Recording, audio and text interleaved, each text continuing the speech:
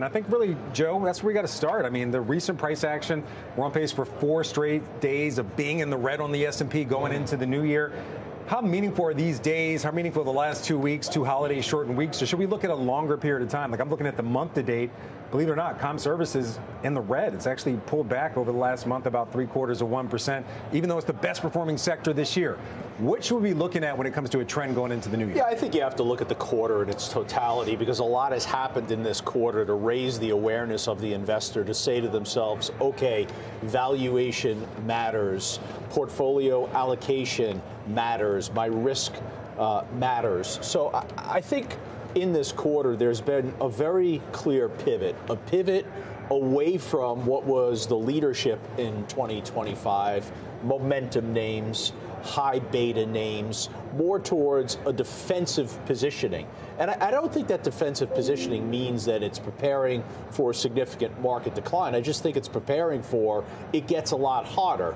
We saw in the quarter the reemergence of healthcare once again, offense and defense. We saw in the quarter working off some of this extreme bullishness as it relates to position and sentiment in AI, in the AI adjacent names. So I think if your awareness is not elevated at the end of the quarter by what has gone on here, I think that's a foolish mistake.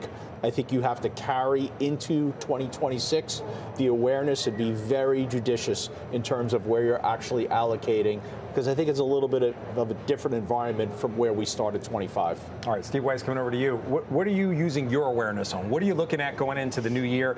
Are you looking at some of the weakness in recent days, the fact that it looks like we're not going to get that Santa Claus rally for the first time 3 years in a row? Are you looking at something else? I mean, what are you paying attention to? Look, I mean, what we've typically seen, like Santa Claus rallies, et cetera, everybody's wise to that game. So everybody continues to position earlier and earlier. And as a result, it just doesn't happen. What I take from the last few days of trading is absolutely nothing, zero. There's no volume. It's meaningless. There's no information coming out. You're in quiet periods and all that, so it means nothing. Now, as you go into early January, I always have concerns going to early January because retail investors in particular, but also some institutions that do have consequences to their portfolio management, wait until then so they can delay the tax bill, particularly retail, for another year for getting that estimated tax. So that's a concern initially. I think the dialogue, the narrative about AI, is it overvalued, is it undervalued, or is it a bubble? Not. That's going to continue for quite some time. However, I believe that those stocks, not all of them, but the ones that make money, and primarily the public market ones, not the private market, are actually in pretty decent shape with some, and I'm talking about the mega cap. I don't think the valuations there are excessive. And if you take a look at the numbers, if you take a look at their business models, and you take a look that they will be the biggest beneficiaries of AI, then I think they're in good shape. And this lull we've had in the performance there will once again move to the upside. So I'm pretty sanguine about next year, if I had to guess about next year, and I guess part of that's my job in terms of positioning. I'm optimistic about next year because rates are coming down. We'll lap the tariffs, even though we only saw the impact of tariffs in the last quarter. So and we'll become somewhat more immune to the craziness that's going on in Washington, which will still be deadlocked for the next 3 years unless we get something done, in midterms. Okay. Jim, coming over to you. Are we sure we're going to get more rate cuts? I mean, the Fed minutes seem to put that in some question.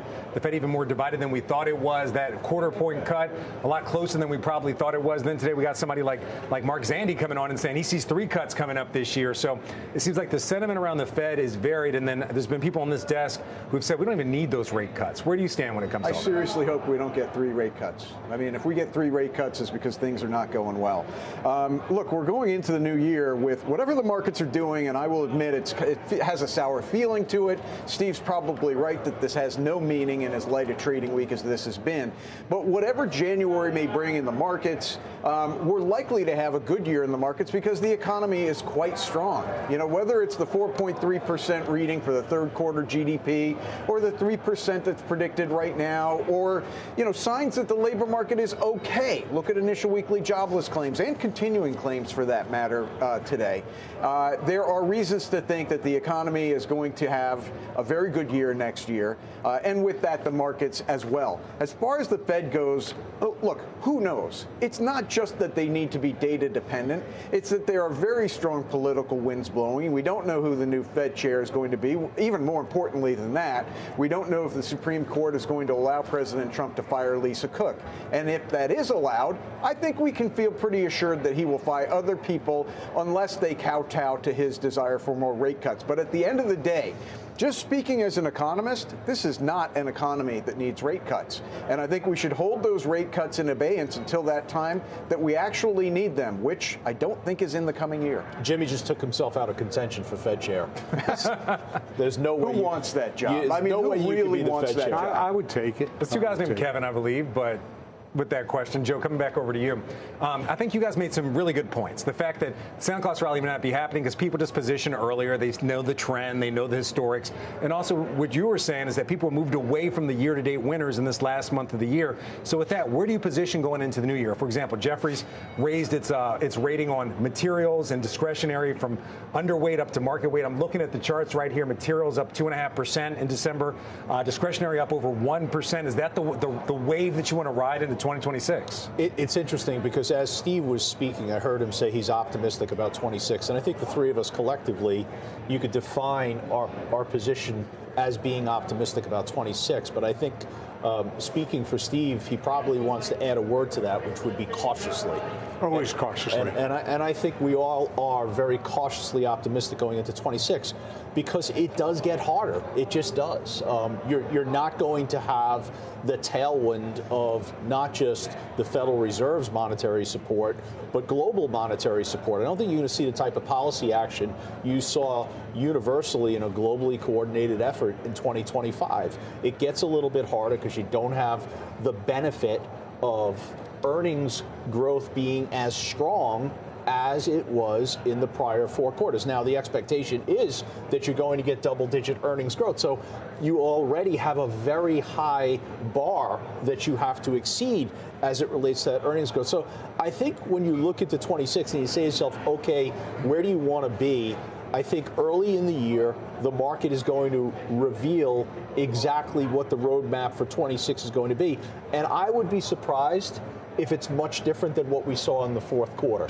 So I would be very surprised if we make a return in 26 to what we saw in the first 9 months of 26, where it was a momentum market, where it was a high beta, 25, where it was a momentum or a high beta market. I just don't see that happening. Can I ask you a specific question, though?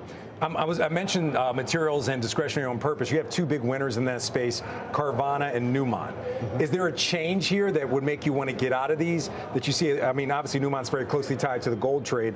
Carvana, the ability of consumers to spend. I mean, are these two names that you're saying, hey, they had a great year last year, I want to get out of these and move into something else? I think again, I use that word cautious. I think these are two great examples of why you have to be cautious. They've been really strong so far. I mentioned on Monday, because of the elevated volatility we're seeing in the precious metals market, the increase in margins, that I rang the register on the GLD. That doesn't mean that my bias towards the precious metals has changed. I think precious metals over the next couple of years, you want to maintain a bullish bias, but I don't like the type of elevated volatility. I don't like the price action we saw on Sunday, where it basically goes parabolic. And Carvana is another example of a stock that is growing into, it's maturing into what the expectation was for this company to be, but you can't ignore the fact that it has had a rapid acceleration. It is a company that, from the perspective of valuation, is a little bit rich. And I think you just have to temper your expectations. So I think it's temper your expectation on basically most of these high beta plays, momentum plays that really worked well in 25.